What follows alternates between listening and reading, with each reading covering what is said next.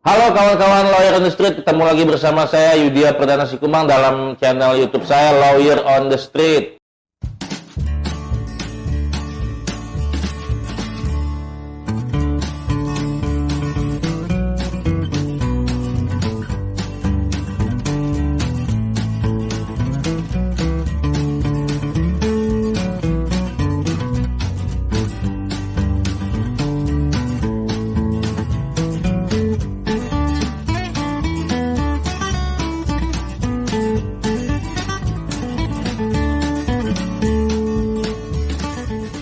Nah, di segmen Tokoh Inspiratif Lawyer on the Street kali ini kita di episode ke berapa nih? Keempat ya. Keempat kita akan mengundang sosok perempuan yang sangat inspiratif di Kabupaten Indragiri Hilir, yaitu Bu Titin Triana SHMH. Selain itu beliau sebagai lawyer dan aktif di bidang literasi juga gitu. Nah, apa nanti keseruannya dalam kita mengulas sepak terjang beliau? Nantikan di Lawyer on the Street. Oke kawan-kawan Lawyer on the Street, kita hari ini sudah akan mulai lagi episode keempat segmen kita di Lawyer on the Street, yaitu mengundang tokoh-tokoh inspiratif yang berdasarkan penilaian Lawyer on the Street tentunya. Nah, di samping saya sudah ada Ibu Titin Triana SHMH, ya, seorang pengacara perempuan yang sangat energik sekali, lalu penggiat literasi juga di Inhil ini, dan tentunya juga sebagai motivator milenial nih katanya nih. Katanya. Makanya kita tanya nanti di kemudian memang betul apa tidak kan gitu. Ya. Nah, apa kabar Bu Titin Triana SHMH? Oke, kabar baik. Kabar baik. Assalamualaikum warahmatullahi wabarakatuh. Ya, selamat pagi. Salam sejahtera tentunya. Ya. Sehat ya? Alhamdulillah masih sehat berdiri. Duduk di sini ya, masih sehat. Okay. Saya kalau dengan Bu Titin ini biasa kalau di pengadilan kami berlawanan terus. hari ini kita melupakan itu di dalam pengadilan aja. Okay. Jadi kegiatan apa Bu sekarang Bu?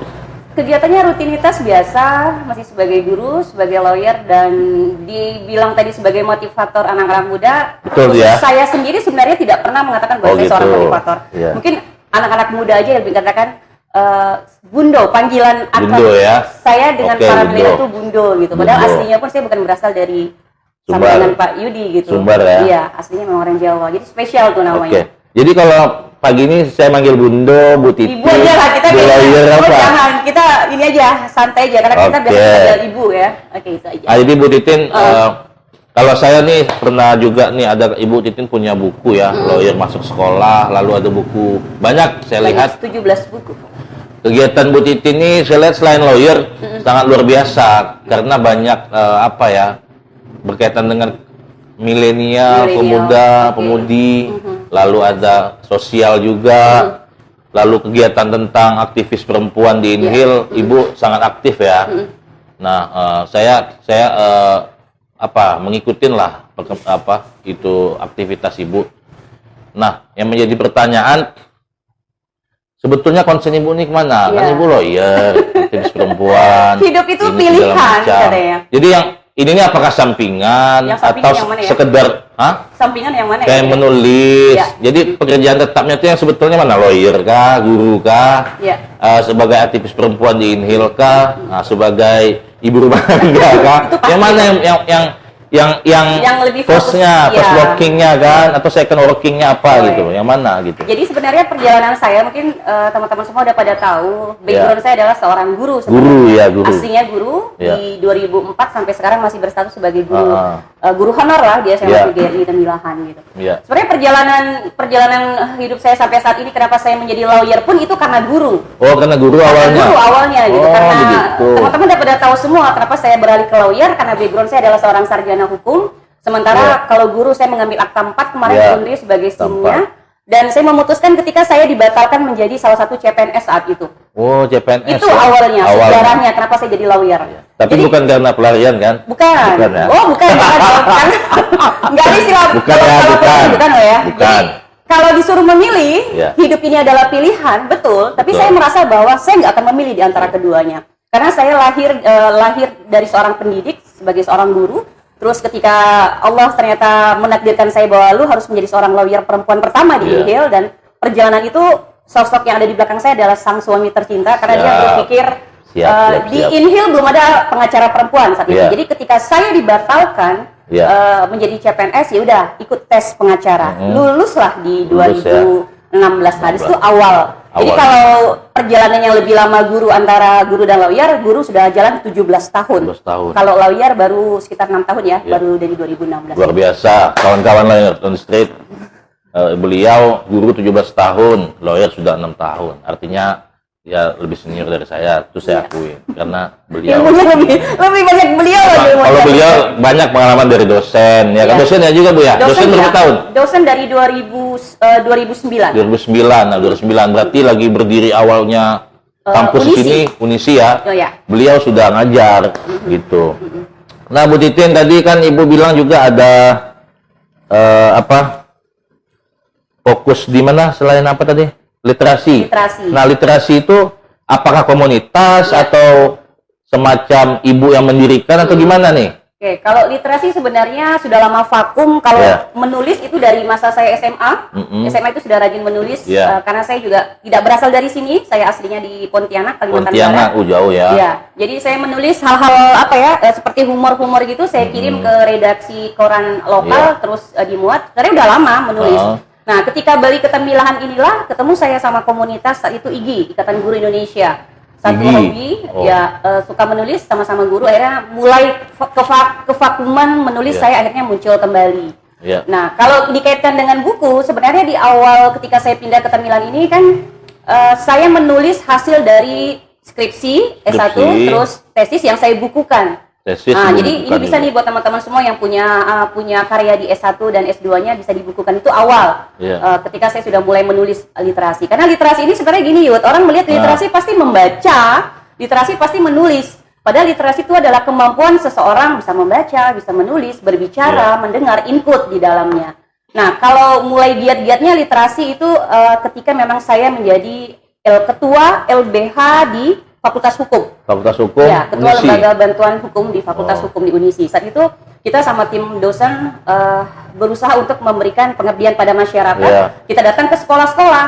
Nah, saya ingat betul, itu saya mengajak beberapa teman, kalau nggak salah seperti Muksin, waktu itu belum jadi lawyer ya. Kita datang ke beberapa sekolah. Itulah awalnya saya melakukan penyuluhan di berbagai sekolah. Nah, mulai digiatkan lagi ketika saya menjadi lawyer di 2016, maka saya buat komunitasnya masih komunitas biasa sih, internan, artinya anak-anak yang tergabung di Duta Pelajar sama Duta Remaja Riau saya bawa, maka saya buatlah komunitas yang saya katakan lawyer masuk sekolah. Oh gitu, lawyer masuk sekolah, lawyer on the street. Tapi itu beda cerita ya. Beda, kakak adik tapi lawyernya ya. Iya. Kalau saya nih mau ngulas sedikit, mungkin Ibu belum tahu, lawyer on the street itu kawan-kawan, itu berawal dulu saya pernah jual kopi dengan pakai mobil, ngetem di jalan. Iya, di Suwarnabumi ya? Iya, saya buat program bantuan hukum gratis, konsultasi gratis, itu awalnya.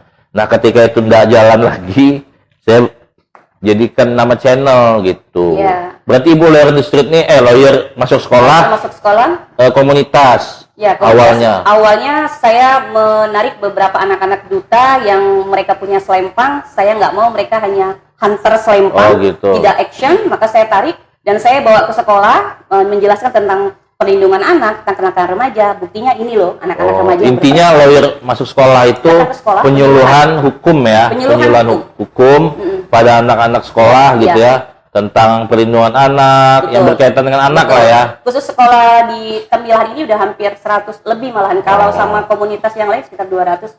Iya, karena saya lihat ada lawyer masuk sekolah. Iya, ada not si lawyer. Not si lawyer ya, itu. Not si lawyer ini bedanya apa nih?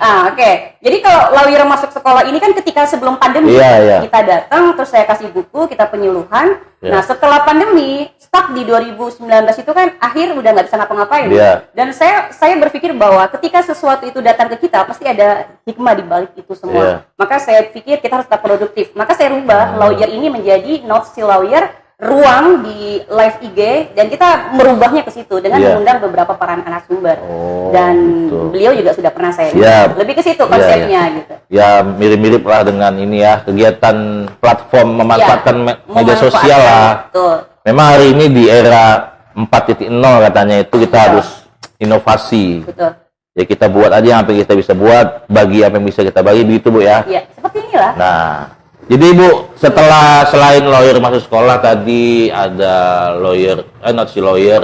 Nah, Ibu kan yang saya ketahui selaku juga aktivis perempuan. Iya. Ibu sering jadi pembicara di forum-forum perempuan ya. Lalu juga concernnya ada pendampingan hukum terhadap perempuan, apakah di pelakunya ataupun di korban. Iya. Nah, bisa nggak sedikit ceritakan apa selama ini itu bergandengannya tuh sama siapa saja? Apakah sendiri atau gimana? Ada Iya. instansi lain Iya. yang melibatkan Ibu atau Ibu bergabung ke sana atau gimana? Coba Oke. bisa diceritakan ke kawan-kawan Siap. lawyer. Oke, jadi kalau kaitannya dengan perlindungan perempuan dan anak, Ya. kebetulan setelah saya menyandang gelar sebagai lawyer, karena memang belum ada perempuan di Nihil saat Ya. itu, saya ditarik oleh pemberdayaan perempuan dan anak BP3 AKB BP3, sebagai oke. salah satu advokat yang untuk mendampingi. Jadi segala kegiatan-kegiatan yang berkaitan sama anak itu, biasanya saya mendampingi Ya. dari proses dari penyidikan sampai ke pengadilan pun, korban maupun pelaku. Nah, dari situlah banyak beberapa organisasi-organisasi wanita seperti Muslimat NU, kebetulan saya masuk di situ gitu. Iya. Terus GOE dan yang lain yang akhirnya memasukkan saya ke divisi bagian hukum. Oh, gitu. Jadi dari situlah banyak kadang beberapa organisasi perempuan atau LSM yang lain untuk Iya. mengundang saya berbagi bagaimana sih sebenarnya perlindungan anak dan perempuan. Bagaimana sih sekarang permasalahan di Nihil dikatakan sebagai kota layak anak, tapi masih banyak kasus-kasus Betul. anak yang belum terselesaikan gitu. Iya. Nah, tahan dulu Bu. Kota layak anak ini saya pernah dengar. Ya. Kan pernah dibentuk itu apa Komisi Perlindungan Anak Daerah ya? Ya. Ibu digabung situ nah atau Enggak, gimana? enggak, kami Itu tidak- beda nggak sama yang tidak. apa tadi? Badan apa? Pemberdayaan perlindungan perempuan dan anak di bawah. Kalau yang di Jalan Pendidikan itu ada UPT Ya, Perlindungan. itu sama. Itu apa tuh? Itu di bawah naungan Badan Pemberdayaan Perempuan Bukan dan Anak. Komisi Perlindungan Anak Bukan. Daerah. Oh, beda ya. Beda. Kalau kantor di mana Komisi Perlindungan Anak Daerah?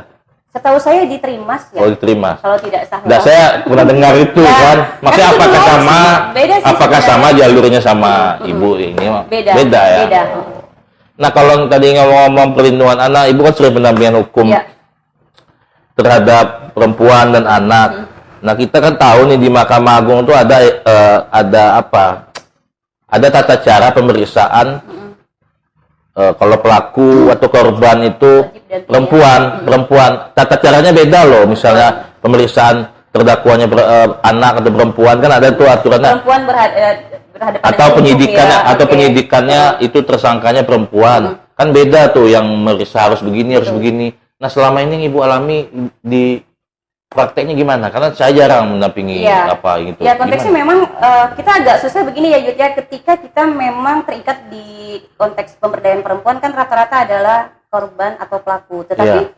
kita kan juga disumpah ketika orang datang ke kita pun meminta perlindungan yang Iya. kebetulan dia pelakunya. Itu yang agak susah untuk menjalankannya. Saya pernah mengalami begitu. Kebetulan saya pengacara di pemberdayaan perempuan, tetapi ada seorang bapak yang datang ke saya dengan ketuk pintu, Bu, tolong dampingi saya gitu. Saya dituduh melakukan pelecehan seksual terhadap anak. Iya. Itu membuat saya merasa ditolak, kan kita disumpah. Iya, Dan jadi saya berkoordinasi dengan pemberdayaan perempuan dan anak saat itu bahwa saya juga punya kantor. Iya. Ya, kantor ketika orang datang saya nggak boleh nolak. Dan setelah kadang kita agak bebannya bahwa saya kan harusnya melindungi anak nih. Iya, iya. Pelakunya yang saya lindungi. Iya, iya, Lebih ke iya. situ. Tapi kita profesional aja sih, tapi tetap saya izin dulu. Betul. Nah, untuk anak-anak yang memang berhadapan dengan anak-anak yang berhadapan dengan hukum maupun perempuan yang berhadapan dengan hukum yang selama ini saya dampingi fine mana-mana saja gitu. Yang pasti kan kita mendampingi dari awal sampai akhir. Iya. Karena itu tadi Yud, karena aku mungkin guru ya. Jadi kalau khusus kasus anak itu itu kayak muridku gitu. Apalagi kan aku wakil kesiswaan. Jadi Iya. hati itu udah plok aja gitu. Iya, Jadi iya. kayaknya memang Allah menakdirkan saat ini aku sebagai seorang lawyer itu bukan hal yang mudah. Prosesnya itu udah aku lewati Iya. sebagai sosok cikgu tadi. Iya. Jadi kalaupun ditanya bagaimana pelaksananya di lapangan, kalau menurut saya masih aman-aman saja sih, tetap didampingi dari proses penyidikan sampai di persidangan gitu. Nah, karena gini, Bu, kalau pengalaman kita juga ada kontrak sama Pemda di Iya. Selat Panjang. Nah, itu si Anton lah partner di sana. Kemarin ada masalah perceraian. Itu yang mencarikan lawyernya dinas UPT Perlindungan Anak Oh. ke kita gitu. Khusus loh. Maksud saya di sini pernah nggak kayak gitu? Ya, konteks khusus karena gini, di pemberdayaan itu kan sebenarnya dia tidak bisa beracara atas nama itu kan dari dinas tersebut kan. Maka saya pernah mengalami bahwa Nah, maksudnya waktu itu yang bayar itu dari dinas itu, bayar kita. Lewat anggaran Khusus, ya. lewat anggaran. Kita karena punya kantor di situ, lewat anggaran dinas perempuan dan anak itu yang bayar kita. Gitu. Maksud saya di Inhil nih ada nggak yang seperti itu? Iya. Kalau yang saya temui kasus-kasus yang ada, memang kan tidak hanya saya sebagai satu-satu pengacara, ada beberapa pengacara lain yang mendampingi. Nah, konteks pendampingan itu memang yang pernah saya alami dari kepolisian sampai kejaksaan sampai pengadilan negeri. Nah, di konteks pengadilan negeri ini kan ada biasanya kita tidak bisa mendampingi karena sudah ada penunjukan kan, karena di kasus penunjukan dari hakim dalam penyelesaian itu. Jadi kita hanya sebatas menghadiri mendampingi dia sidang saja. Kalau dulu bisa yuk sekalian. Iya. Nah, balik ke dunia literasi Ibu. Tadi kan di dunia perlawyeran, dunia peradilan beracara Ibu. Iya, perlawiran loh. Perlawiran loh, perlawiran. Nah, literasi ini tadi kan selain ini kawan-kawan Indonesia ada buku Bu Titin, Lawyer Masuk Sekolah. Selain buku ini, buku apa lagi yang berkaitan dengan apa? Banyak. Berapa buku?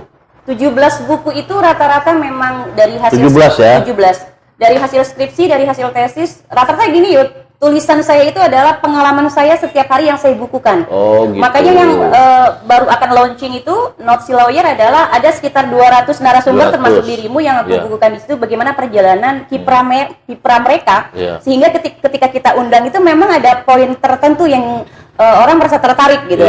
Jadi sangat mudah sebenarnya menulis, karena gini, menulis itu bukan hobi. Orang mengatakan bahwa literasi itu pasti menulis, enggak. Jadi kalaupun dikatakan teman-teman semua gimana ya, setiap hari kadang kita buat status, kita komen, itu kan keahlian kita menulis dong. Nah, alangkah baiknya kita punya wadah, punya tempat untuk kita tuangkan pikiran kita dalam bentuk buku tadi. Lebih ke situ sih teman-teman gitu. Jadi kalau Lawyer Masuk Sekolah ini kegiatan, terus ada nanti saya kasih Pak Yudi satu buku tentang kegiatan duta, karena pun saya membimbing anak-anak zaman now yang saat sekarang ini mereka punya prestasi, mereka harus menghimbau kepada teman-teman yang lain kalau pandemi ini harus tetap prestasi gitu. Jadi lebih ke situ.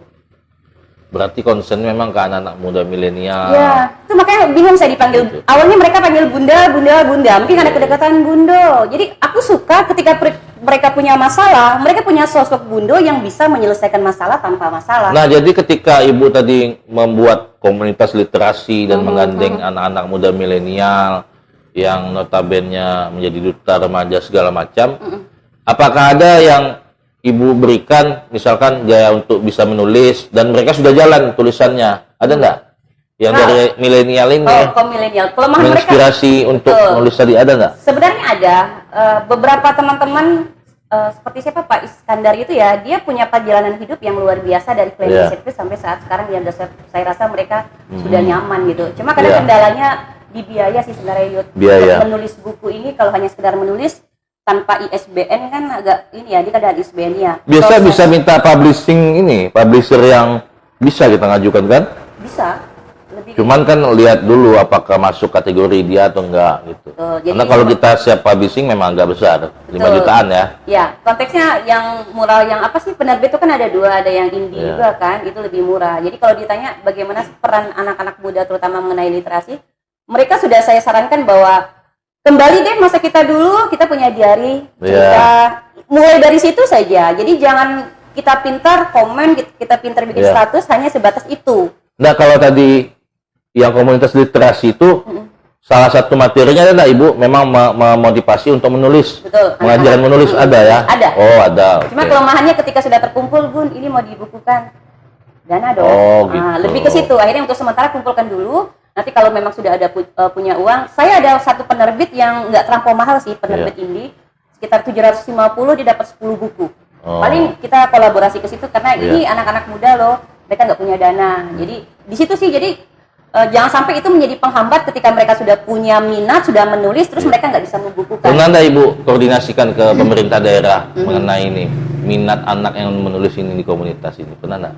Belum sampai, cuma lebih kepada menggiatkan pojok-pojok literasi. Nah, itu bagi Pemda daerah Inhil, ini Bu Titin sudah punya komunitas literasi, anak-anak banyak sudah tulisannya, mohon disupport. Nah, terkhususnya anggota-anggota dewan, suarakanlah itu.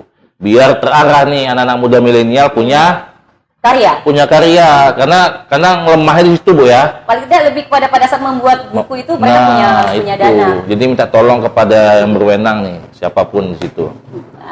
Boleh, boleh. Karena kaitannya dengan produksi tadi kan, gitu.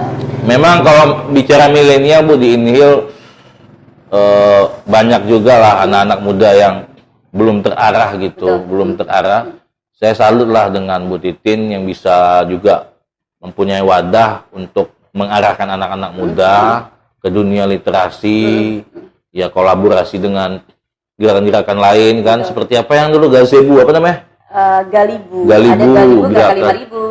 Jadi di Inhil itu kan banyak sebetulnya gerakan, cuman apa ya? Cuman kadang memang tidak ada campur tangan dari pihak manapun, Betul. murni, Action independen, sendiri. tidak ada Iya. terafiliasi. Betul. Cuman yang kita menjadikan pertanyaan tuh, kalau untuk anak muda, jadi kadang antipati pemuda itu berkontribusi itu untuk negeri ini karena Dia tidak harus ada, di-support. Dia harus di-support. tak ada supportnya itu kurang Betul, ya. betul. Jadi itu menyebabkan udahlah payah juga kita kayak gitu. Jadi Iya.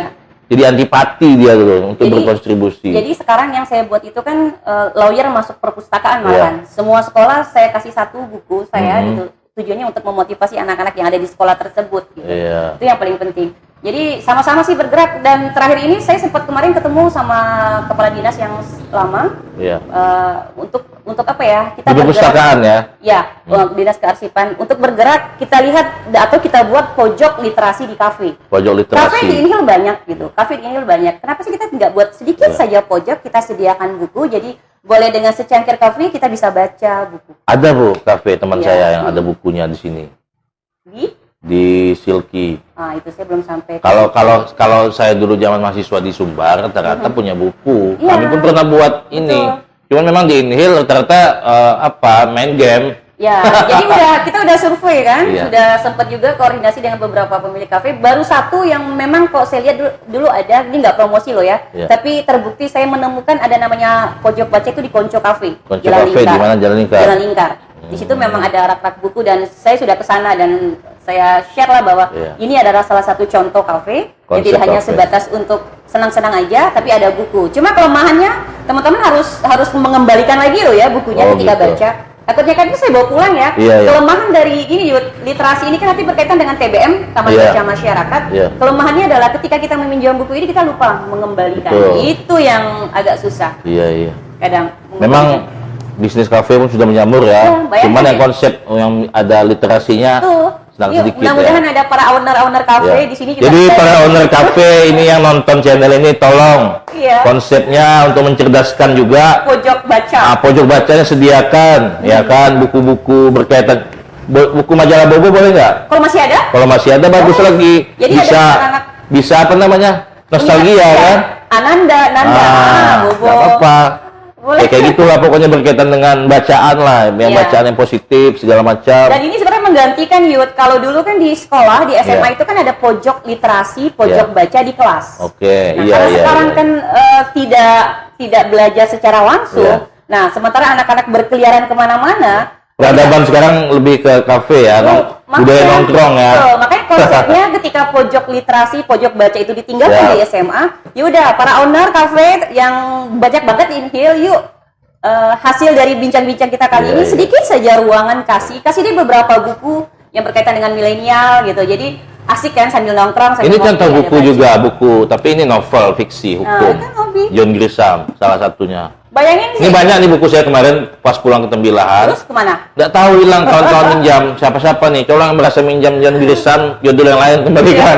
Sekarang gini, bahagia nggak sih Yud ketika kita duduk di kafe, Iya. ternyata pengunjung kafe itu tidak ada yang memegang handphone, Oh, iya. tetapi Buku ya. hai, ternyata Tapi itu pernah saya dan kawan-kawan lakukan di Sumbar dulu. hmm. Tidak HP, kami memang betul-betul Iya, ini pernah. betul. Itu kan jadi nanti siapa tahu jadi berubah, tidak Mudah-mudahan hanya lah. negeri hamparan kelapa, negeri hamparan literasi. Oh iya, keren, mimpi. Keren ya. Sangat. Luar Mudah-mudahan biasa. Ya saya berharap juga Ibu Titin tidak bosan-bosannya mengajak milenial. Yang katanya tadi Ibu sebagai motivator milenial itu kan anggapan dari kawan-kawan anak Ya, muda ya. ya. Bukan klaim Ibu. Oh, Ya enggak. nggak apa-apa. Yang penting berarti kan mereka merasa Bu Titin Bisa memotivasi mereka. Itu kan positif sekali gitu. Ya. Karena kalau menurut saya motivator itu sebenarnya kan melewati proses yang cukup panjang. Iya. Ya, menjadi seorang apa namanya ya? pemotivasi bagi orang lain gitu. Jadi kalau menurut saya hidup ini tidak semudah kita bisa memotivasi orang. Ketika kita mengalami masalah yang sama dengan orang tersebut, belum tentu kita bisa menjalankan apa yang kita berikan ke orang itu. Jadi kalaupun memang orang mengatakan, Bu Titin sebagai motivator, saya bilang ya udahlah, alhamdulillah gitu. Tapi saya tidak pernah mengklaim bahwa saya adalah seorang motivator. Nah, jadi untuk tadi Ibu sebagai literasi, aktivis perempuan, ya kan, sebagai guru juga, dosen juga, kan luar biasa banyak sekali keterwakilan dari beliau ini kan. Dia sebagai guru, sebagai motivator, belum lagi rumah tangga. Ya, itu wajib tuh. Jadi meluangkan waktu pasti sangat inilah ya, luar biasa ya. Sangat. Gimana Ibu memilah-milah waktu? Oke, itu pertanyaan yang selalu dilontarkan ke semua ketika saya dijadikan pembicara. Maka saya katakan, sosok ibu itu adalah sosok lebih kepada yang membuat sebuah keluarga itu merasa nyaman. Ya, jadi madrasah pertama itu adalah keluarga. Sosok ibu juga tetap dibantu oleh sang ayah gitu, berkolaborasi di situ. Jadi memang saya merasa bahwa kegiatan-kegiatan saya kadang diikuti oleh anak-anak saya yang dia tahu gitu. Dan saya pun kadang untuk memberikan contoh, biar aja mereka masuk ke kegiatan saya. Jadi tidak secara langsung lewat mulut gitu loh. Kalau lewat mulut kan kadang kuping kiri, kuping kanan. Tapi ketika saya masuk, saya bawa dia ke ruang sidang, dia tahu tentang kasus-kasus anak, tentang pelecehan seksual di umur mereka gitu. Jadi secara nggak langsung mereka belajar. Itu satu. Yang kedua, kewajiban kita adalah komunikasi antara suami, istri, dan anak di mana? Pada saat kita sedang makan. Tuangkanlah semua di situ. Jadi saya merasa bahwa ketika anak-anak saya pun merasa nyaman, enjoy, dan bisa terselesaikan masalah-masalahnya, aman-aman saja. Yang pasti juga begini, saya sadar saya sebagai seorang perempuan, sebagai seorang istri, saya tahu batas waktu pulang. Jadi kalaupun memang sudah ada kegiatan sampai sore, Vidi sudah sore. Makanya kalau kegiatan malam saya jarang datang. Karena saya tahu sudah habis di sore, jangan sampai lu keluar lagi dong. Jangan sampai suami mengatakan, ya sudah, saya sadar diri, ada batas waktu. Oke, luar biasa sekali kawan-kawan Lawyer on the Street. Sosok perempuan yang sangat inspiratif ini, Bu Titin Triana, harus bisa juga memanage waktu, karena banyak aktivitas beliau, dari mulai yang tadi, sebagai guru, sebagai dosen, pegiat literasi, sebagai aktivis perempuan gitu. Banyak sekali kegiatan, dan sebagai pengacara juga. Nah ini Bu, untuk sebagai penutup, apa sih? Penutup ya? Penutup. Saya boleh tambah lagi nggak waktunya? Nanti ada segmen berikutnya. Kita bakal ngundang. Nggak terasa asli loh, karena biasanya saya yang wawancara beliau. Nah, jadi gini Bu, apa sih pesan-pesan Ibu kepada kaum-kaum milenial khususnya nih, untuk di Inhil, apa pesan-pesan Ibu untuk milenial khususnya? Untuk milenialnya ya, konteksnya. Karena saya juga punya anak-anak milenial. Saya rasa pilihlah teman, pilihlah tempat yang bisa menyelesaikan masalah, bukan menambah masalah. Kalaupun memang hari ini memang kehidupan kita berbeda, tapi saya yakin bahwa anak-anak milenial itu tetap perlu pegangan. Terutama adalah orang tua. Jadi saya merasa bahwa tidak ada anak yang bermasalah. Anak yang bermasalah itu ketika dia tidak mendapatkan kenyamanan dalam keluarga. Mohon maaf Bapak Ibu, orang tua gitu. Kita sibuk di luar pun tetap kita akan kembali ke keluarga kita. Jadi saya merasa untuk para milenial, kalaupun hari ini sudah punya prestasi, terus kala pandemi tetap harus berprestasi. Yang belum, tetaplah memilih orang-orang yang bisa membuat kamu lebih semangat. Itu satu. Jangan merasa ketika kamu hari ini punya masalah nggak bisa terselesaikan, ada Bundo Titin yang bisa membantu masalah tanpa masalah. Jadi kawan-kawan street, kalau ada masalah hubunginya Bundo Titin. Boleh gitu, tapi kalau masalah keuangan boleh hubungi. Masalah ini lah pribadi ya. Boleh. Kalau keuangan silakan pergi ke Bank 47 aja. Bank 47. Jadi terakhirnya Ibu, satu kata untuk harapan Ibu Inhil apa? Satu kata aja. Untuk Inhil? Iya, satu kata. Hanya untuk Inhil? Hanya untuk Inhil. Oke, kirain buat yang semuanya. Kalau Inhil aja. Kalau untuk Inhil, saya merasa terus dukung kami sebagai penggiat literasi untuk menggerakkan literasi di Kabupaten Indragiri Hilir. Salah satunya memberikan sarana, memberikan wadah, memberikan tempat bagi literasi milenial untuk bergerak melaju bersama literasi. Salam literasi. Luar biasa, kawan-kawan Lawyer on the Street. Nah terakhir nih Bu ya, sebelum kita tutup, ada lagi yang mau disampaikan? Kalau banyak mau disampaikan gini ya. Jangan berpikir saya dapat apa dengan apa yang saya lakukan. Saya selalu punya moto, berbuatlah dengan hati, insya Allah semua ikhlas. Karena ikhlas itu tidak dari mulut. Ikhlas itu ketika kita hari ini masih diberi kesehatan. Covid masih terus mengintip kita, tapi insya Allah niatkan saja, apa yang kita lakukan adalah buat orang banyak. Jadi berbuatlah dengan hati, insya Allah tidak akan pernah mengingkari. Oke, Terima kasih Bu Titin Triana Ini nggak berasa, SIH. aku pengen lagi sih 2 jam. Kawan-kawan Lawyer on the Street, tadi kita sudah mengulas sepak terjang beliau di dunianya Ibu sebagai lawyer, Bu Titin ini sebagai ilustrasi, sebagai guru juga dan lain sebagainya. Banyak saya lupa itunya nih, saking banyaknya. Jadi terima kasih Bu Titin sudah datang. Siap. Sudah datang secara sukarela, saya undang, bersedia meluangkan waktu untuk Lawyer on the Street kita, ya kan? Senang. Saya kalau mulai berkomentar, saya pengen nih seperti beliau gitu kan. Kenapa dia gitu? punya channel Lawyer on the Street, membuka wawasan orang yang selama ini. Sebenarnya fungsi lawyer tuh apa sih? Membela yang benar, membela yang salah, membela yang baik. Di sini tempatnya. Saya yakin di sini gitu. Jadi ditunggu aja teman-teman yang pengen diundang, hubungi saya biar saya minta beliau undang. Kalau Bu Titin dia tidak perlu channel lagi, sudah banyak dia. Enggak lah. Sudah dikenal di publik. Jadi itu ya, terima kasih Bu. Sukses terus. Ya. Terus menulis Bu, jangan pernah bosan. Saya penulis tapi nulis sedikit aja, tidak banyak kayak Ibu buku kan, sedikit aja. Oke, bersama saya Ide Pradana Sikumbang, nantikan tokoh inspiratif lainnya yang akan diundang di Lawyer on the Street. Assalamualaikum warahmatullahi wabarakatuh. Jangan lupa subscribe dan support channel ini, Lawyer on the Street.